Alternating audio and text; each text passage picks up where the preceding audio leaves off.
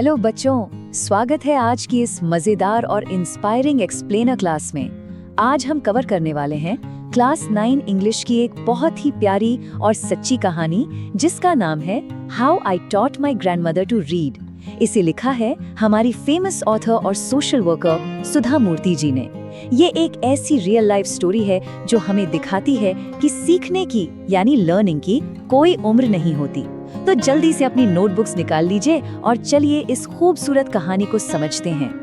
कहानी की शुरुआत होती है 1950s के दौर में नॉर्थ कर्नाटका के एक छोटे से गांव में। यह सबसे दिलचस्प बात है इन दोनों का बॉन्ड। देखिए, एक तरफ है 12 साल की छोटी सुधा और दूसरी तरफ है उनकी 62 साल की दादी जिनका नाम कृष्टक्का है।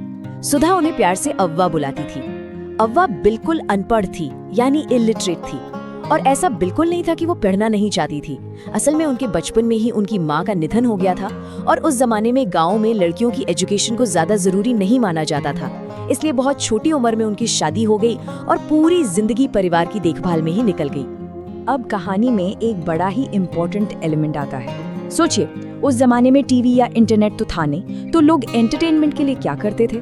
वो वीकली मैगजीन्स पर डिपेंड करते थे। जैसे आजकल हम किसी नई वेब सीरीज के नए एपिसोड का बेसब्री से वेट करते हैं ना, बिल्कुल वैसे ही अव्वा एक वीकली कन्नड़ मैगजीन कर्मा वीरा का इंतजार करती थी। इस मैगजीन में एक सीरियल नॉवेल आता था जिसका नाम था काशी यात्रा।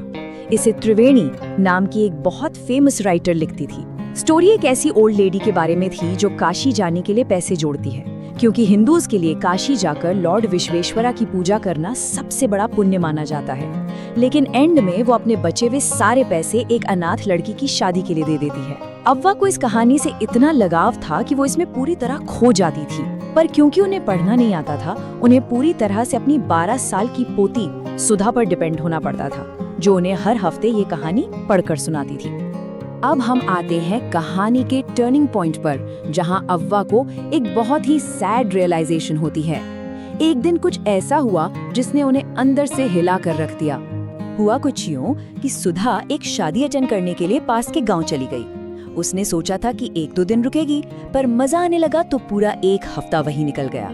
और उसी बीच उनकी फेवरेट वीकली मैगजीन कर्मवीरा हमेशा की तरह घर आई। लेकिन इस बार सुधा वहां नहीं थी।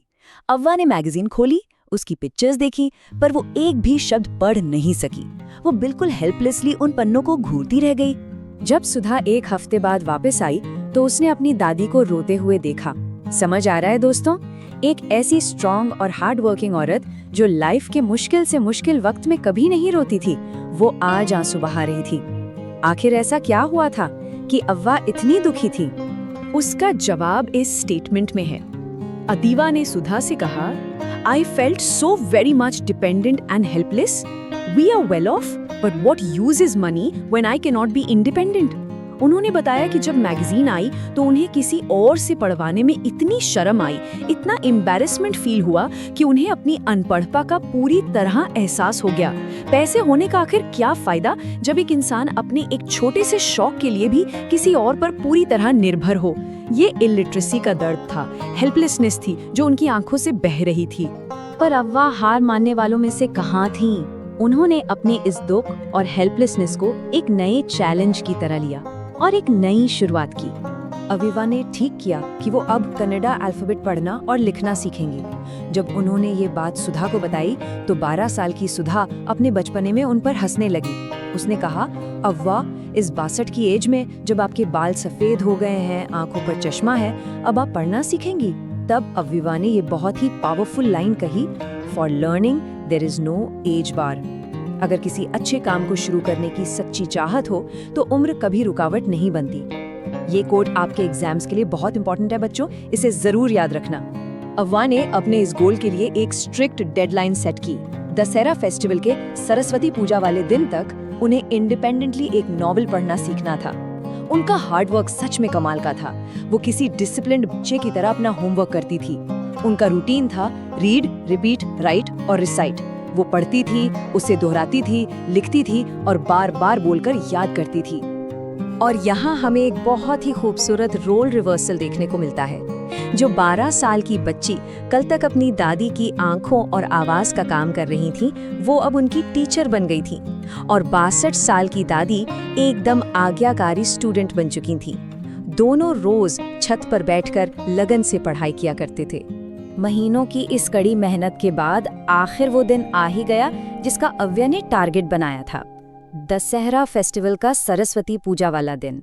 इस दिन अव्वा ने सुधा को एक पूजा स्टूल पर बिठाया और कुछ बहुत अजीब किया।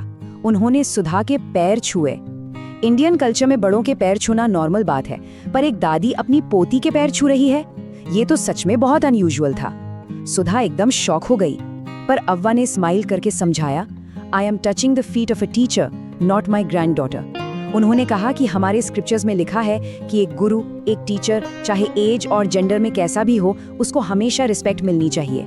ये अव्वा का अल्टीमेट रिस्पेक्ट शो करने का तरीका था अपनी उस छोटी सी टीचर के लिए जिसने उन्हें इंडिपेंडेंटली पढ़ना सिखाया था।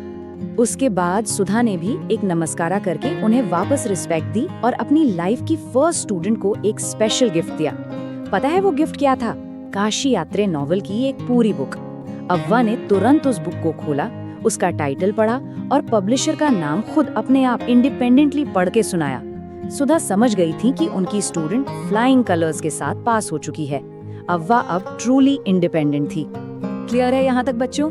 स्टोरी यहाँ खत्म होती है, पर इसके मैसेजेस और थीम्स आपके एग्जाम्स के लिए बहुत जरूरी हैं। चलिए जल्दी से क्विक रिवीजन कर लेते हैं ताकि आंसर्स लिखते वक्त कोई पॉइंट ना छूटे। इन 4 कोर थीम्स को एग्जाम्स के लिए अच्छे से नोट कर लीजिए। First, no age limit for learning. Avva ने 62 साल की उम्र में पढ़ना शुरू किया तो एज की कोई सीमा नहीं होती। Second, education brings true independence. पैसे से ज्यादा इंपॉर्टेंट एजुकेशन है जो आपको एक्चुअली आजाद बनाती है। Third, respect for teachers is Paramount. एक टीचर हमेशा आदर के योग्य होता है, चाहे उनकी एज कुछ भी हो। और fourth, will power overcomes all obstacles. Avva की डिटर्मिनेशन और हार्डवर्क ने प्रूव कर दिया कि अगर स्ट्रॉन्ग विल पावर हो तो आप कुछ भी अचीव कर सकते हैं। ये पॉइंट्स लॉन्ग सब्जेक्टिव क्वेश्चंस के लिए परफेक्ट फिट हैं। इस पूरी एक्सप्लेनर का अल्टीमेट मोटिवेशन बस यही है दोस्तों, dreams don't come with an expiry date. सपनों की कोई एक्सपायरी डेट नहीं होती। अगर एक 62 साल की दादी अपनी लाइफ को बदल सकती हैं, नई चीजें सीख सकती हैं, तो हम लोग तो अभी यंग हैं और हमारे पास सारी फैसिलिटीज अवेलेबल हैं। उनकी इस डेडिकेशन से इंस्पिरेशन लीजिए, खूब लगन से पढ़िए और अपनी आज़ादी और आगे बढ़ने की नींव खुद रखिए। Study hard and stay independent. मुझे पूरी उम्मीद है कि अव्वा और सुधा की इस कहानी ने आपको उतना ही इंस्पायर किया होगा जितना मुझे किया है। आपके आने वाले एग्जाम्स के लिए ढेर सारी बेस्ट विशेस। अगर आपको ये एक्सप्लेनर हेल्पफुल लगी हो तो प्लीज़ लाइक, शेयर और सब्सक्राइब करना मत भूलना। और हाँ, जाने से पहले जरा इस बारे में सोचिए, अगर एक 60 साल की दादी अपना पूरा जीवन बदल सकती हैं, तो ऐसी कौन सी एक नई स्किल है जो हम लोग आज ही सीखना शुरू कर सकते हैं? सोचिएगा जरूर। कीप लर्निंग, कीप ग्रोइंग और मिलते हैं अगली क्लास में।